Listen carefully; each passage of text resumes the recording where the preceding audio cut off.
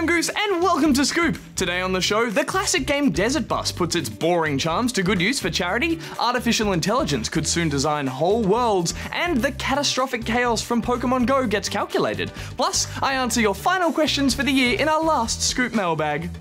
It's almost over. Oh, that means Christmas. But first up, the news. And first up, the yearly charity drive, and I literally mean a drive, known as Desert Bus for Hope, has raised approximately 850,000 Australian dollars. The event saw a team of drivers marathon the ridiculous game for just shy of a full week. For those unfamiliar with it, Desert Bus is an intentionally terrible game where you drive a rickety bus for 8 hours down a straight road to earn 1 point, and then back again. If you come off the road, you get towed back in real time. And in a bit of bonus Desert Bus news, it's been remade as a free virtual reality game. Now you can truly be immersed in the boredom. And next up, university researchers have teamed up with game publisher Ubisoft to develop an AI that can create game worlds in mere seconds. Just like that. There's another one.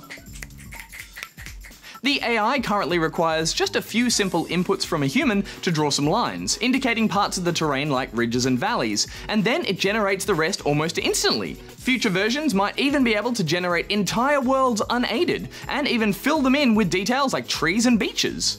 If we keep going at this rate, eventually we won't need humans to create video games. Terrifying. And finally, a study with the alarming name Death by Pokemon Go has attempted to calculate the chaos caused by the popular game. The researchers looked at various statistics from one county in America and scaled them up to apply to the whole country. While their results are only estimates, they concluded that in the first 5 months of the game being released, it caused nearly 150,000 car crashes, nearly 30,000 injuries, and over 250 fatalities, with a total economic cost on society in the range of $2.5 to $9.5 billion.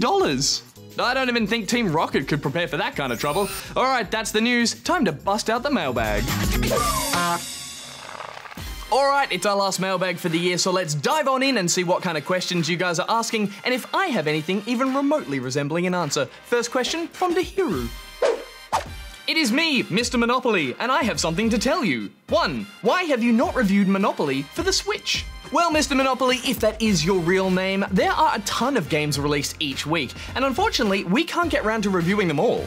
In the case of Monopoly on the Switch, it seems to just be a virtual version of the board game, and that game is 82 years old. So I think it's a fair assumption that most people know enough about the game already. Or if not, it's a perfect excuse to get the family round for a good old night of board game shenanigans. My suggestion, Baltic Avenue.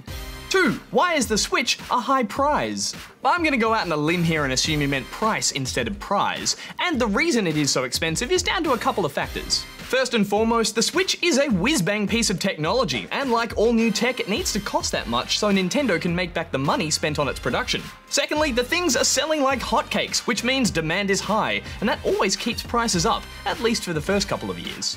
So start saving now, or maybe enter a competition. You could win one as a prize. 3. What are some Mario games for the Switch? So far, the games on the system are Mario & Rabbids Kingdom Battle, Mario Kart 8 Deluxe, and Super Mario Odyssey. All fantastic games worth your time. They did also release the original Mario Bros. Arcade game, but in my opinion, it is way overpriced for what is essentially a very retro old game. Bad Nintendo.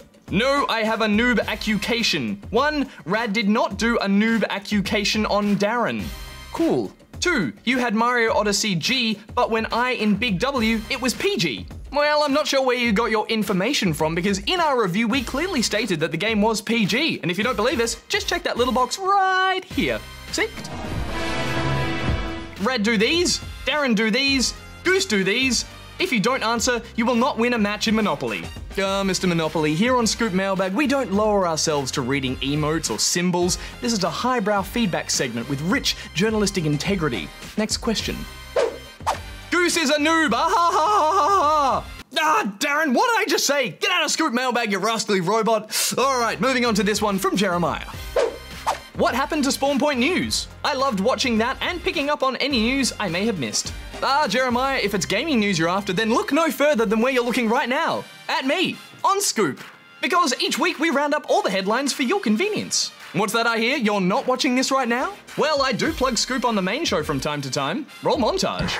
Don't forget to catch Spawn Point Scoop for all the latest in gaming news and more fun. And you can catch that on iView and the ABC Me app. This Monday on Scoop, I'll bring you all the latest in gaming news, so don't miss it. So now you've got no excuse not to be up to date with all the gaming news. And moving on to this one from Umbreon Gamer.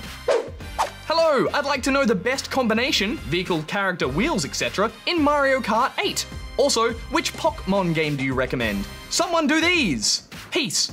Umbreon, no emotes. But when it comes to kart customization and character selection, it usually comes down to personal taste. Do you like to zip off the line with quick acceleration and avoid colliding with other racers? Then your best bet is the jet bike with some slim racing wheels, and pick a pint-sized racer like Toad or Shy Guy. But if you're all about smashing your way through the pack and roughing up your fellow racers, then picking a heavy character like Donkey Kong or Bowser, along with a hefty vehicle like the Badwagon should do the job.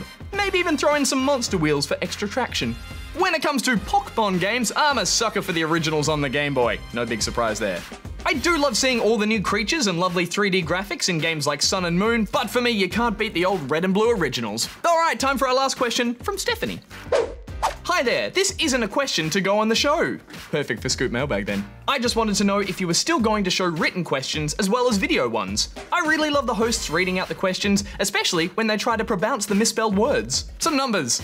Great question, Stephanie. Yes, we still love getting written questions for the show, just like your one, and we definitely plan to read and mispronounce as many of them as we can. But we've had such an influx of amazing video responses this year, we wanted to get through as many of them as possible. I do know we're going to try and mix things up a little bit more next year, so if you've got a good question, it'll make it onto the show whatever form it takes. So keep sending in videos, keep writing in, and please keep sending them all to us. But for now, that's all we have in the mailbag for today and for this year. So thank you to everyone who did write in, but for now, it's back to me. So many questions, so little time. And speaking of time, that is all the time we have for this scoop. But don't forget to check back tomorrow on the ABC Me app for a full Spawn Point game review. Until then, Goose out.